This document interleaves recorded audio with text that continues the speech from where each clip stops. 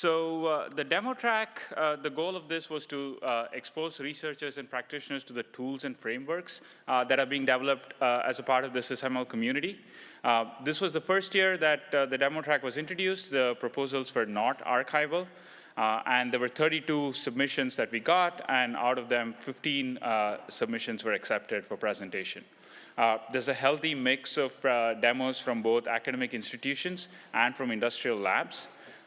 Going forward, the hope is that we would expand this demo track to have more demonstrations in the next year. And also the plan is to make it archival, similar to the process used in the database conferences like VLDB and Sigmod. So without further ado, I realize this is the last thing between you and drinks and dinner. Let's get started with these demo previews. The format is going to be a 1-minute overview of the demo for each demo that is going to be there. And we will start off with ML.NET.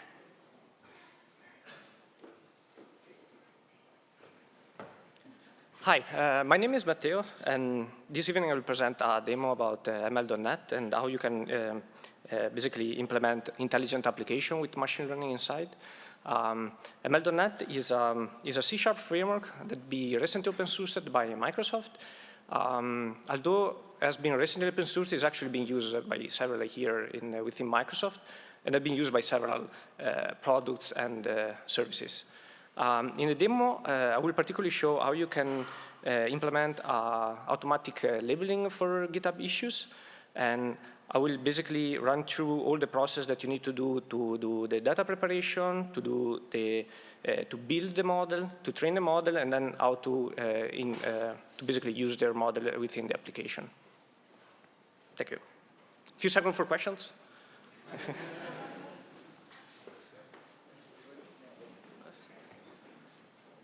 Hello, my name is Alex Ormanishan. I'm a PhD student with KTH Stockholm, and the demo will feature our platform called Hopsworks, which allows you to run end-to-end machine learning pipelines.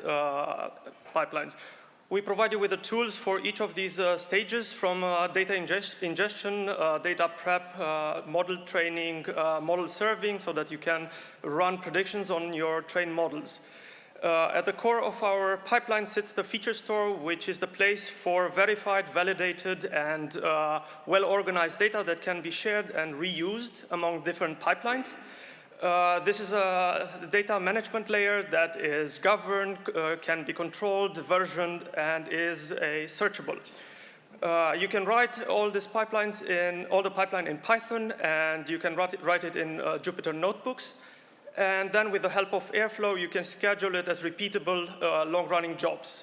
We also provide you with logs in Kafka so that you can monitor the performance of your model.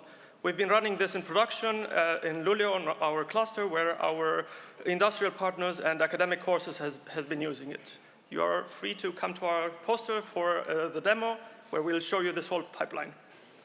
Thank you.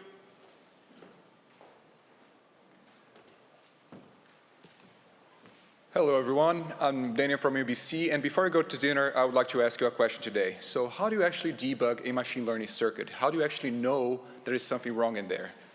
Now, let me make this question a little bit harder. What if you can only observe this bug when you're running things at speed on chip? What do? Well, the current solution for this is actually to trace the raw values and then observe waveforms. This is bad because you can only observe the circuit for a very short period, and no one likes looking at waveforms. They are hard to understand, especially if you use some sort of compiler to generate the circuit, like some of the ones that you've seen today. So what we're doing is a little bit different. We created on-chip debug instrumentation, which allows you to store more useful information on chip. And we also created an offline analysis tool, which allows you to visualize this data in a way that makes sense for a machine learning expert. For our demo today, we used our TensorFlow to Verilog compiler to generate a circuit that can classify different drawings of fruits. We then got the circuit, added some bugs, and we used it to demonstrate how our approach can help you finding bugs that will otherwise be very, very hard to catch. Hope to see you at our demo today. Thank you.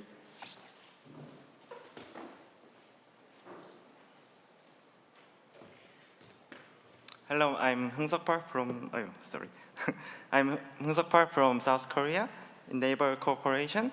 And we design and develop visual analytics system for supporting the user-driven hyperparameter tuning process. So we mainly applied a human-in-the-loop approach to iteratively and progressively refine neural network models.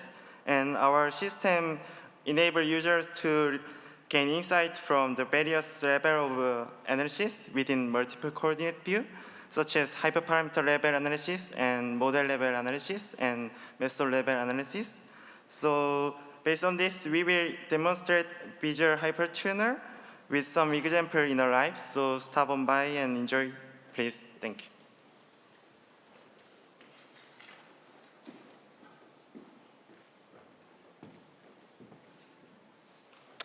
Hi, I'm Eddie Yan from the University of Washington, and we'll be demoing our AutoTVM system, which automatically generates deep learning libraries for not just mobile devices, but all kinds of hardware platforms from CPUs, GPUs to embedded systems. And basically, we're going to focus on mobile devices to kind of show just the coverage of our system. And the high-level idea is that today, a lot of deep learning libraries are handcrafted and rely on human engineering effort for performance. And so in between the front end of your typical deep learning framework, there is a big gap between the number of possible operators that you want to support and the libraries that end up supporting them. And in this case, instead of using or relying on human engineering effort to generate these libraries, we want to use a machine learning algorithm to explore a search space of possible implementations. And so the middle figure is kind of an example of a research algorithm that improves the performance of operators over time as it does measurements on real hardware. So I'll be demoing this approach of going from an input model to generating an optimized library for a specific hardware device. Thank you.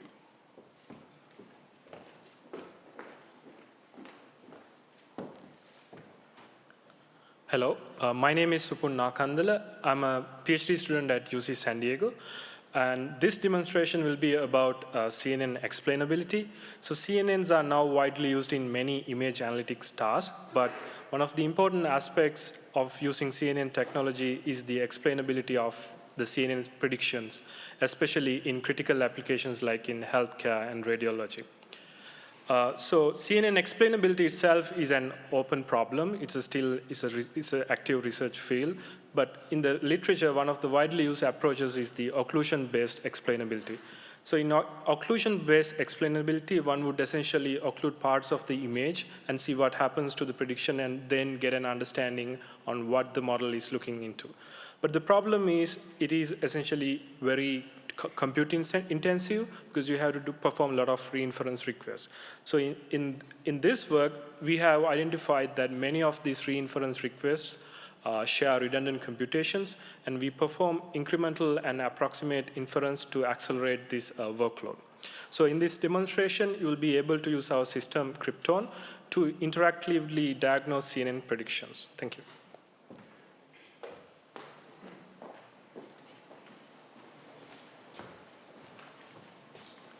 Hello, I'm Eunji from Seoul National University. Today I'll demonstrate Janus, a system that unifies the performance of symbolic deep learning frameworks like TensorFlow or MixNet and the programmability of imperative deep learning frameworks like PyTorch or TensorFlow Eager. We do this by transparently converting imperative programs into symbolic graphs. We also solve a challenge regarding the discrepancy between dynamic Python programs and the static data flow graphs by exploiting the speculative graph generation and execution approach, just like the managed runtimes of other dynamic languages like Java or JavaScript. Our demonstration will show the programmability, performance, and the correctness of our system. And we're also starting collaboration with Google Brain TensorFlow Autograph team who has similar goals with us. Thank you.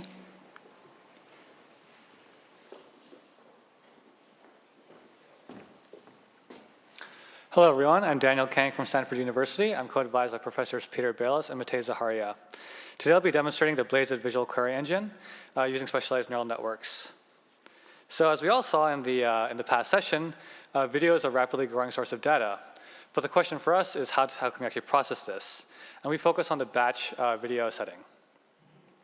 We propose a system, BlazeIt, which is a data management system for video analytics at scale. And we enable non-expert users to query video by using a declarative query language. We also have a set of novel optimizations to enable queries to run extremely quickly. And if you're curious, please find me at my demonstration. Thank you.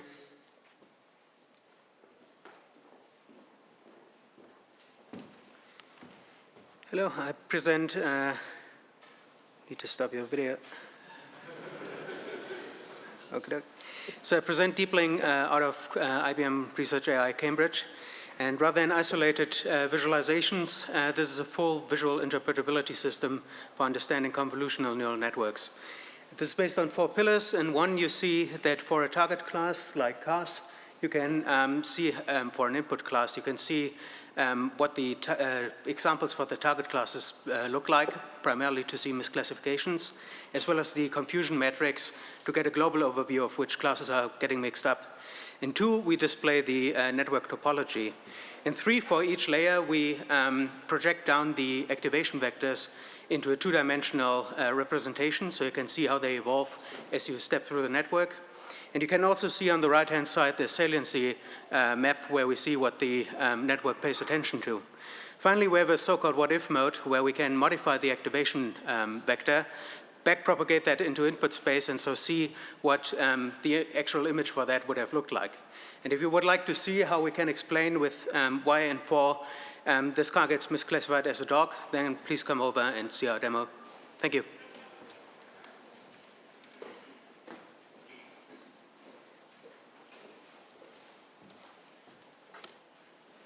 Hi, everyone. I'm Gregory Fursen. I'm from the Collective Tuning Foundation. And I'm sure most of you find it very easy to rerun your own experiments 1 year later, or if your student is gone, or if you want to try a new CUDA version, or try a new TensorFlow, or try a different data set or model. However, if you're struggling with this kind of tasks, we created a simple and open source workflow framework which can help you automate such kind of tasks, particularly focusing on software hardware co-design and auto-tuning. And if you're interested to see some real use cases from General Motors, ARM, Intel, IBM, from MLperf, and actually from some of the papers here, please come and see our demo. Thank you.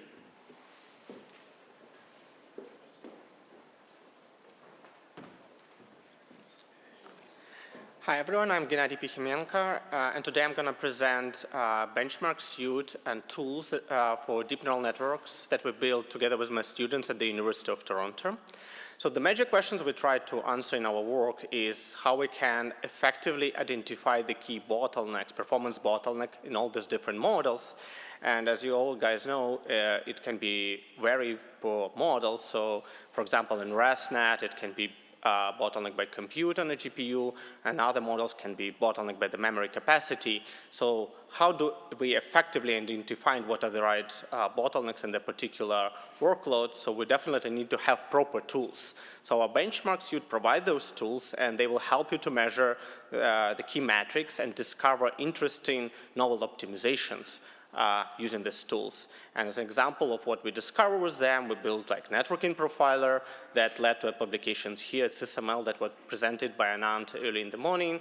We also built memory profiler on top of MXNet that also led to publications at MicroSRC last year.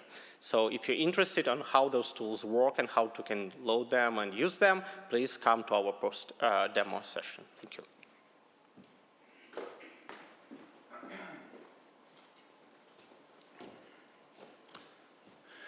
Hello, my name is Garrett Smith. I'm the project lead of Guild AI. Guild AI is an open source toolkit to run and optimize machine learning experiments. I'm part of the reproducibility story here, hopefully. The tool is designed for individuals and small work groups to make them more productive. So the emphasis of the feature set is on productivity. But we're going to be talking today, demoing today, the features of reproducibility. And the thinking is to minimize or eliminate any of the tax or the friction points or barriers to entry to reproducibility, and further incent researchers and engineers to use a tool for automation to help them get their work done better and faster with the side effect of having reproducibility. So we're going to be demoing two famous characters here, Arya and Clegane. Arya is a published researcher, and I'm going to demo how she would use Guild to help develop a state-of-the-art model, publish that model. Clegane is another researcher doing a survey paper.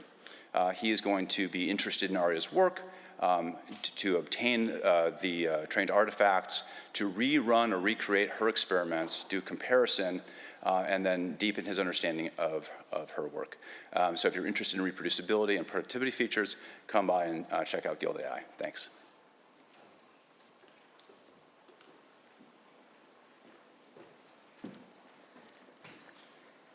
Hi everyone, my name is Xiaoshen and we are from Georgia Tech. Today we're gonna demo run real-time object detection on a cluster of Raspberry Pis in a distributed fashion. So the highlight of our demo is we will do real-time object detection and all the computations will run on Raspberry Pis, and our framework will partition and distribute the model onto multiple devices. And if you are interested, please come to our demo. Thank you.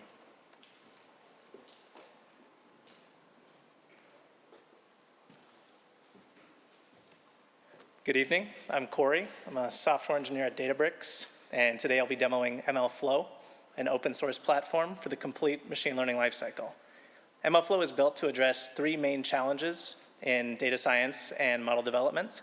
Those are experimentation, which is the observation that data scientists want to leverage a wide variety of machine learning tools and algorithms, and oftentimes machine learning platforms struggle to support the wide variety of tools that data scientists require. The second challenge is reproducibility. See, it's not enough for all of these tools to run properly on a single machine. They need to execute well and reproducibly across different environments. And the third is productionization. This is the challenge of taking a model through training and deploying it to satisfy a research or business use case. So in today's demo, we're going to take a look at each of MLflow's three components: tracking, projects, and models, which are all built to address each one of these challenges. And we'll see how MLflow can develop an image classification pipeline, ultimately integrating with a live web app. Thank you.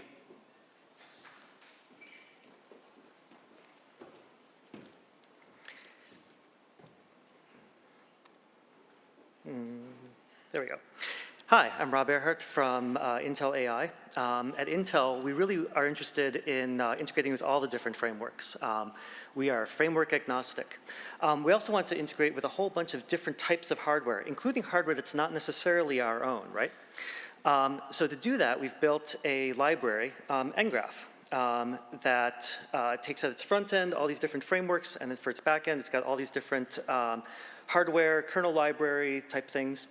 And alongside ngraph, we've also got PlatyML, my part, a tensor compiler. And if you were at the keynote, you know how cool tensor compilers are.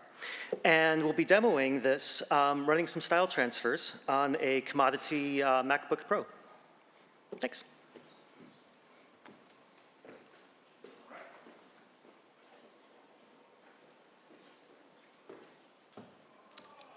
That concludes the demo preview and the sessions for the day. Off to the demo sessions and poster now. Thank you.